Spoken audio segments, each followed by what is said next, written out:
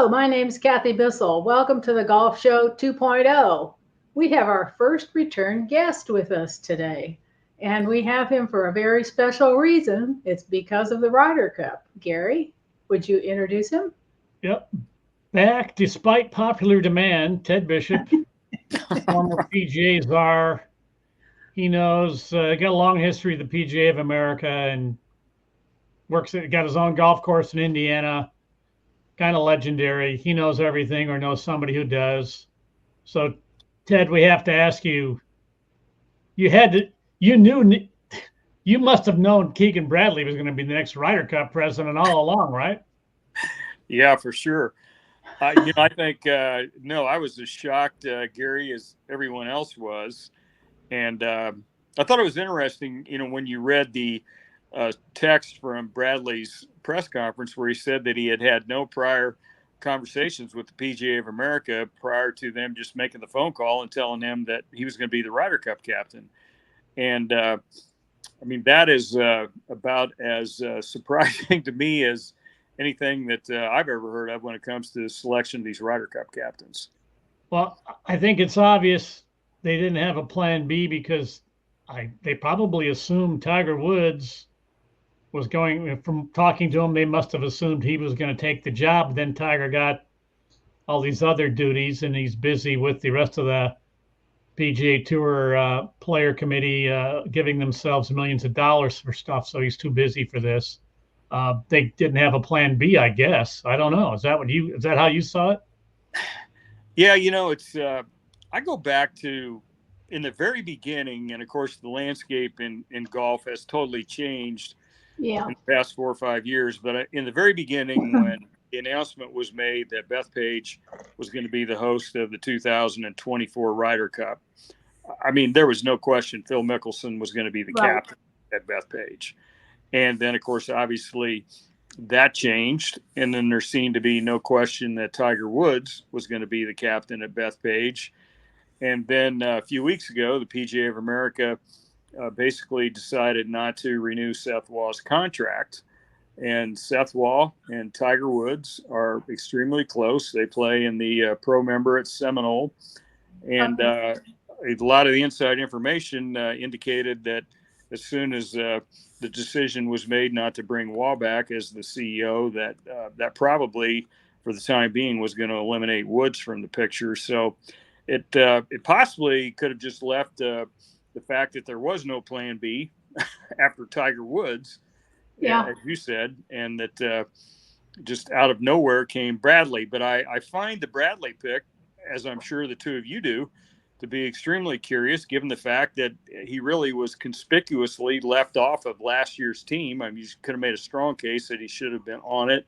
He was pretty outspoken about it, and some of the very individuals that he was somewhat critical of were part of the selection process. So it's a really confusing deal. It is, and the guys that were in the meeting, I guess, when they decided, were part of the task force that has been set up that was supposed to ease new people in and have them be assistant captains or vice captains or do something to understand how the event is organized and how it functions, the behind the scenes stuff that most people never see. And that's why it's so odd, because it sounded like they had a plan and they were going to go forward with this, and then all of a sudden Keegan just drops in from outer space. And nothing against Keegan, but he's going to need some hand holding. Well, I think the whole evolution of the task force since 2014 has been really interesting. And just to give you a little bit of history on the task force, the Ryder Cup task force was actually formed when we were on our flight back from Glen Eagles in 2014 after we lost the Ryder Cup. And, I sat back with Pete Bavacqua and Julius Mason, and we just kind of discussed everything that had happened at Glen Eagles. And we kind of collectively decided that, it might be in the best interest for us to form a Ryder Cup task force. Obviously, nothing was working as it relates to anything the United States was trying to do to win Ryder Cups, whether they were foreign or domestic. And so we felt like at that point it was it was important probably to give the players a little bit more input. But Kathy, to your point that you just made, the part of what we had hoped was going to happen in 2014, as the Europeans were doing at that time, and I think still do to this day, they do kind of have a succession plan. They bring people in, they're vice captains for a year or two, a Ryder Cup or two, and then they wind up being a Ryder Cup captain. And we didn't really kind of have that continuity with what our captains were doing and how they were picked. So there's been a lot of things change. I know people now kind of mock the Ryder Cup task force, and just all I can say is it didn't really kind of pan out like I had thought that it might in 2014 when we did it. Yeah, it's the task force was a great idea. The idea is to basically have like a farm system to groom your next captains, but instead of grooming captains, it seems like they were grooming their buddies. Grooming comes off as a bad word in that sentence, but the idea was great. The execution of it maybe wasn't. Yeah, well, I thought the other thing was curious too. I mean, evidently they talked to Stuart Sink, and the story that I read indicated that Stuart, in essence, really didn't have a great interview. And so it kind of maybe leads me to believe that Stuart Sink might have been option B after Tiger Woods, and that didn't go well. So then all of a sudden it came down to Bradley. Now, here's what I will say about Bradley. I go back to 2014, and Tom Watson scheduled a voluntary practice round at Glen Eagles the weekend before the Open Championship at Royal Liverpool. And, this was for the guys that were not playing in the Scottish Open, basically, but who were coming to the Open Championship. And only 2 American players decided that they would go in and play Glen Eagles with Tom during that practice round on Saturday or Sunday. And Keegan Bradley came in on Saturday. Jim Furyk came in on Sunday. And both those guys came in on their own dime, did it on their own expense. And there was no guarantee at that point, because this is obviously the middle of July, that they were going to be on that Ryder Cup. So the Ryder Cup means a lot to Keegan. I would say in the 3 Ryder Cups that I was involved with, which were 2010, 12, and 14, that there was no player that probably cared more about the Ryder Cup than Bradley did. Might have been some that cared as much as he did, but I mean, his passion is well known for the Ryder Cup. And, we just kind of keep throwing stuff against the wall and hoping that it sticks. And it's just, it's unbelievable that we continue to have the lack of success. And it's really incredible now when you go back and you think that when we go abroad in 2027, that will be 34 years since we have won a foreign Ryder Cup. Well, you just think how many times we've won on either side of the ocean since 93. Yeah, it's not very many times. Yeah. Now, I'll put, because I'm always a conspiracy guy and a cynic, my nickname's Van Cynical. This is what I read, and reading between the lines, it's like they're sitting there, they're out of options, and who's left? And somebody goes, "Hey, I saw a thing on Netflix on the tour. There's a Keegan Bradley guy was really into it. How about him?"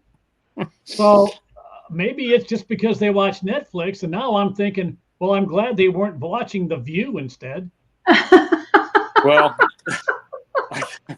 I think the other good news for Keegan Bradley is, he's had that legendary suitcase packed since 2014 with his Ryder Cup gear in it that he wore at Glen Eagles, and he swore that he would not unpack it until he was part of another Ryder Cup team. So hopefully last week he unzipped that thing, opened it up, and aired those things out, and probably threw them in the trash. Oh wow! No, he hasn't done it yet. And according to what I read, no, it's still all packed. That sounds like time. It sounds like Bruce Litsky's caddy sticking the banana in his head cover for the winter because he didn't believe Bruce didn't touch his clubs all year, and then in spring he opened the head cover and it was still there. So. And his driver was all rotted out or something too, because they were. Maybe getting away from the task force.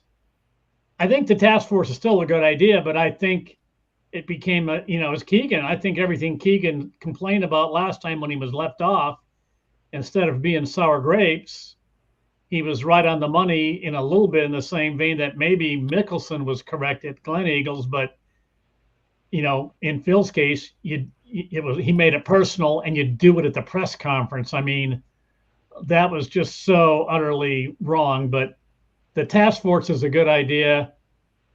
We just had to get out of the click system, and maybe getting outside of what we had, maybe having a guy who doesn't know all the things we did wrong. Maybe that's a plus. I can't argue that. I mean, obviously, I'm kind of a proponent of doing out of the box things when it's not working. And so, yeah, I honestly, I think it'll be kind of fun to sit back and just see, how this goes. I mean, it was interesting to me that he's obviously going to pick some contemporaries of his to be his assistant captains. Oh, good. That might bring some fresh air to the whole scenario. But again, that certainly, in a sense, goes contrary to everything the task force was trying to do. But then that happened when they named Keegan captain. Yeah, so I think one thing the Europeans have on us is they are less selfish, and golf is a selfish game. But I go back to the last Ryder Cup, and we got Cantlay in the hat, which is based on his comments on money. And then Joe LaCava, shockingly, kind of didn't drop it on the green. When Rory looked over, he should have just said, "Oh, geez, I'm sorry," instead of taking it personal, and then going back and forth. And now, even after right in the wake of Keegan being announced, you've got Xander Schauffele going, "Well, there's too many dinners. I'm tired. If we can cut those dinners from 3 to 1, what do you think helps pay for this thing?" Look, if you're gonna mess around and be selfish and want more money, or if you want to go to fewer dinners, here's my idea. If I'm captain, how about if you guys stay home? We just want guys who want to be part of a team. And I think that's been really the problem for 25, 30 years is too many guys. Am I wrong? Didn't Phil fly over on his own instead of with a team? Yeah, he did. Eagles. I mean, that's a classic example of I, me. That's the American way. And I think that maybe is at the heart of our undoing. Well, go ahead, Ted. No, you go ahead. Excuse me. The Europeans should have let you. According to what Rory has said and some other guys, they believe so much in the importance of the Ryder Cup that it doesn't make any difference if they don't know the guy that they're playing with. If they hate him, for the week of the Ryder Cup, that person is their brother. Because I would agree with. No, I totally agree with that. And I just was going to interject a story along those same lines. Is, I remember Nick Faldo told me, this was right after the Ryder Cup at Glen Eagles, and he said, I can't tell you how many times during the Ryder Cup I would actually be sitting having lunch between the morning and the afternoon session. And the captain would walk up to me and say, "Okay, this afternoon you're going to play with so-and-so." And he said, "You know what?" He said, "We played with whoever they put us with." And I go back to when we were playing a practice round at Glen Eagles, I was with a group that had Raymond Floyd was one of our assistant captains over there. And Webb Simpson was in the group. And during the practice round on the Jumbotron, they were showing Ryder Cup highlights, and they were showing Raymond Floyd Ryder Cup highlights. And Webb Simpson says to Raymond Floyd, "Raymond, when you look back at all those Ryder Cups that you played in, who was the one person that you wanted most as a partner?" And as Raymond could only do, he took a step back and he just looked at him with that steely gaze that he's got. And he said, "Webb, this is the Ryder Cup." He said, "You play with whoever they tell you to play with. Yeah. Your partner makes no difference." Ted, the Europeans. There's two things that gripe me about the American approach, Ted. One is the system that worked was Azinger and the pod system. Smartly, we haven't done that since he used it. Second, the Luke Donald and what he did last time was brilliant. They already have that brotherly thing going on, but he had these videos made up for all the players, and they had a number for what number player they were in history. how many been on the team, but he Yeah. had in the video, Donald had other players. He had members of of that player's family. You're not just playing for your country and your teammates, you're playing for your family. And just even mentioning that gives me goosebumps right now thinking about it. I don't think Americans team has ever tried anything like that, and Luke Donald's ahead of the curve with that. Yeah, well, the Europeans have, for whatever reason, they've always seemed to be a little bit ahead of the curve, but they have played off the underdog theme for decades. And while on paper they've probably not been the underdog really, truly very many times, they've done a great job of that. And I think that, unfortunately, part of the American culture is entitlement. And you hit the nail on the head. I mean, I feel like that over the years we've had players who felt entitled. Schauffele's comments kind of really epitomize that. I mean, this is a great event. It's an event that I'm going to maintain is going to do more for a player like Schauffele to be on the Ryder Cup team than the Ryder Cup is going to benefit by his participation. But a lot of that stuff just somehow gets lost. And I also would maintain this, again, having been very close at those 3 Ryder Cups. There's way too much made, in my viewpoint, of the amount of time that is requested of the players to go to dinners and go to banquets and all that kind of stuff during the Ryder Cup week.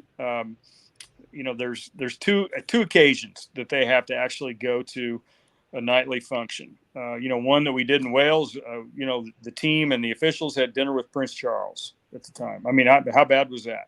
We're having dinner with Prince Charles in Cardiff Castle.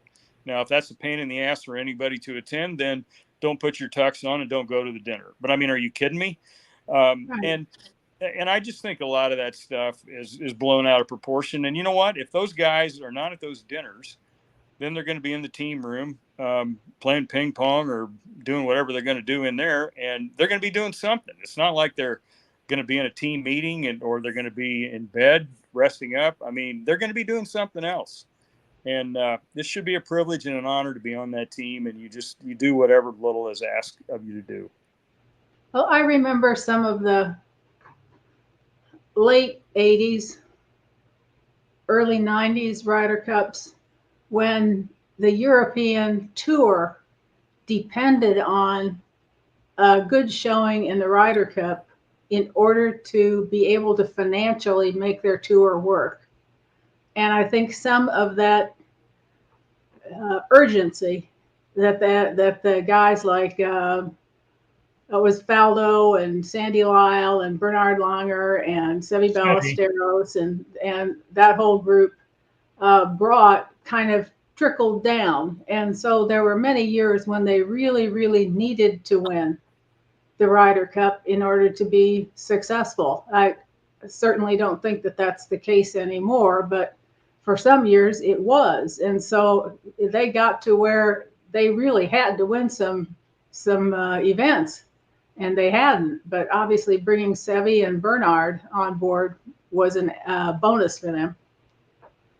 No doubt. Well, Ted, you mentioned that the Europeans have always been the underdogs. I think it's bigger than that. It's not just an underdog as the team. I think it's the underdog in the place in the world. America's been the big power in the world. We got all the money. We got all the space. I always hear the British writers when they are over here kind of bitching about how big the houses are. You don't need houses that big. And all the, they don't really maybe realize how big our country is, or they're jealous. They're all shoehorned into their little countries. We're a world superpower. England hasn't been a superpower since 1776, and Germany hasn't been a world power since 1945. I hate to bring that up, but I think, they're united in their, I don't want to say dislike, but they have a chip on their shoulder, and it's not a two-way street. It's all equated to Marquette University in Wisconsin.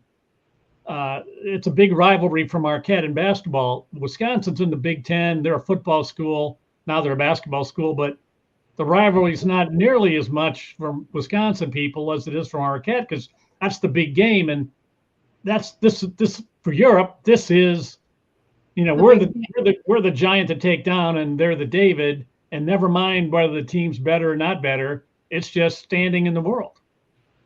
Yeah, no, I think exactly right. Well, let's go to a different topic here, Ted. The PGA of America has, I think, everybody that's going to go has gone to Frisco, Texas. How is that working out?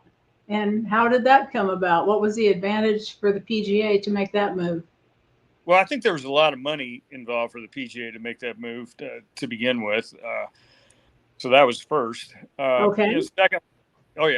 Secondly, they had an opportunity to build 3 golf courses out there, which they hope at some point in time they're going to host some major championships at. Of course, they had those components in other parts of the country as well. And I think that it's been probably accepted with very mixed reviews by many people that work for the PGA of America that had long-standing roots in South Florida that really weren't interested in packing their bags and leaving.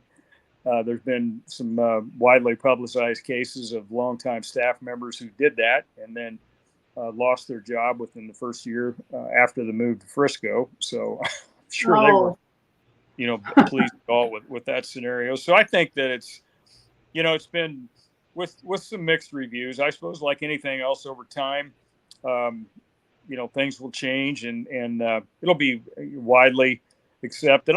Honestly, I don't hear too much conversation from PGA members about it. You could make a case it's easier to get in and out of Dallas than it is West Palm Beach if you're flying from different parts of the country. So you've got that. But, back to Seth Waugh for a minute. He made really no bones about the fact in the very beginning when he was hired as the CEO for the PGA of America that he really didn't have much interest in going to Frisco. And I just think over time, that's probably been somewhat of an impediment for him in his relationship with the board of directors and the officers. And I don't have any inside information. That's just my opinion on the subject. But I would think that in large part probably was one of the things that kind of led to his separation with the PGA of America. Well, in his last interview, and I don't remember what day or what the occasion was, about him resigning, he said something about his wife wanted to go to the beach for the rest of the summer. And I thought, oh, she doesn't want to leave West Palm, or they still have a place, in New England somewhere. So yeah, she didn't mean the beach on the lake in Texas. She meant the beach on the ocean. Right. Ted, does the PGA of America own or have a piece of any of those 3 courses? Yeah, I think they're going to own them all. Is the way I understand it. And it was kind of curious to me. I mean, Valhalla, I felt like was a great property. It was a great major championship host. It was actually making some money. So it was kind of interested to me when the PGA of America made the decision to unload that property, and obviously they've kind of put all their eggs in the basket of what is going to happen in Frisco. But PGA members, the PGA of America is kind of an interesting organization from a leadership standpoint in this regard. I feel like the PGA of America has grown a lot over the years. I mean, it's become a big business based on TV contracts and major championships and all those things. And, one of the things that I've heard here recently is that, the PGA of America board of directors is interested now in having a PGA member lead the association. And I'm not going to say there's not a PGA member out there among the 30,000 of us who is not capable of being the chief executive officer of our association, but this is a big business. This is corporate America. And honestly, it's not what we do. It's not in our skill set, in my opinion. And really, I felt like when we hired Pete Bavacqua as our CEO, Pete came in with a pretty diversified background. And I felt like Seth Waugh was a real CEO in that regard. So I feel like if that's the direction that the PGA of America goes, then I'm afraid it's a little bit of a step back, just based on everything that's going on in golf right now and the importance of having somebody lead a multi-million-dollar corporation, which is what the PGA of America is. Well, I think there's also a little issue, and this on the back end of the PGA. My son's trying to get his Class A card. He's not quite there yet, but he had to attend a seminar last fall for 5 days at Frisco. It could have been a Zoom, but it was a seminar. Had to show up, get his own flight down, no hotel, no rate in hotel, and if you did have time to go out and play on one of the courses, he got it discounted from $280 to $265. Now, as a PGA member who's paying X amount a year to be a member, you're going, what was that all about? Besides the fact that he had to give up 5 days of lessons, which might have been $1,500 just to go there. And I just wonder, in this age of the internet where there's stuff everywhere, lessons, instruction, I worry that the PGA of America Shield, having that badge that you're PGA approved, does that mean as much? And they don't really teach you what to teach anymore. It's an odd deal. Well, you know what, it really is, and I've got a grandson that's going to be a senior in high school, and we talked a little bit about the golf business and everything that entails, and one of the things that I'd said to him is, look, if you want to kind of do what I'm doing, then you probably ought to look at going to a professional golf management university. And the advantage that you have if you decide to go that route is when you get out of college, you've got a 4-year degree, usually with a major in business, and you also have your PGA membership. And I think one of the real obstacles over the years, Gary, for a lot of college graduates has been, I spent all this money to go to college. I've got a degree. Now I decide I want to get in the golf business, and I've got to go through this rigorous educational process that's going to be expensive. I'm not going to make much money as an assistant golf professional. Maybe my employer pays for this. Maybe they don't.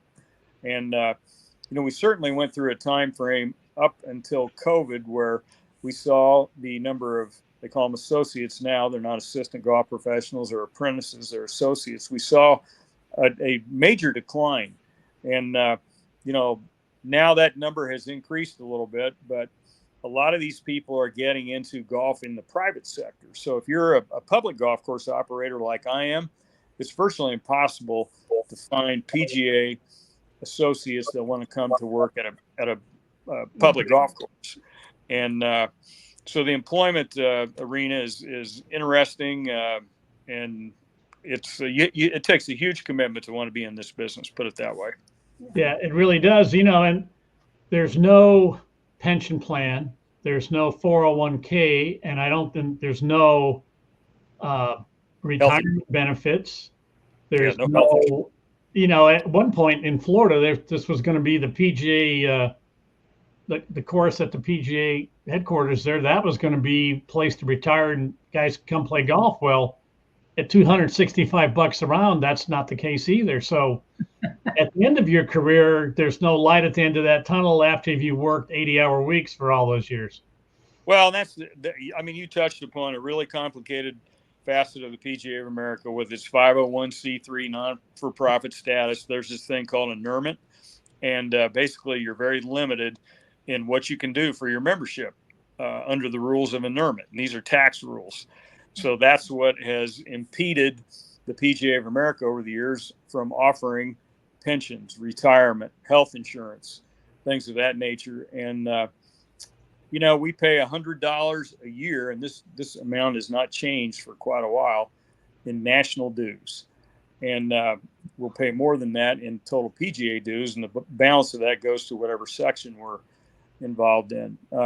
So all the PGA of America can do is basically provide educational opportunities to its members to help make them better at their jobs. Hopefully that will impact their value to their employer in a positive way, and maybe that'll improve their compensation at the local level. But back to the scenario that you were talking about, it's really unfortunate that the younger people that want to try to get into this business and want to try to be PGA members have got to spend thousands of dollars in doing that, when the PGA of America coffers are loaded with millions of dollars. I got one last loaded question for all three of us.